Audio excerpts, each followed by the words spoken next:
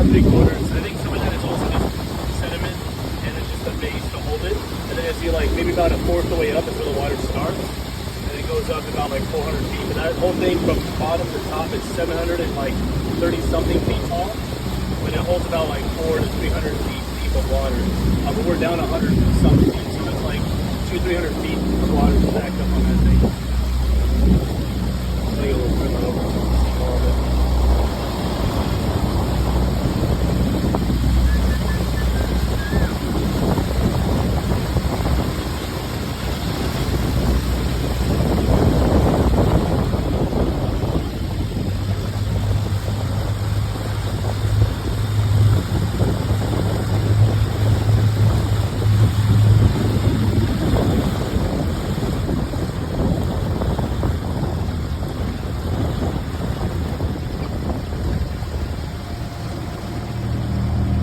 That's so cool.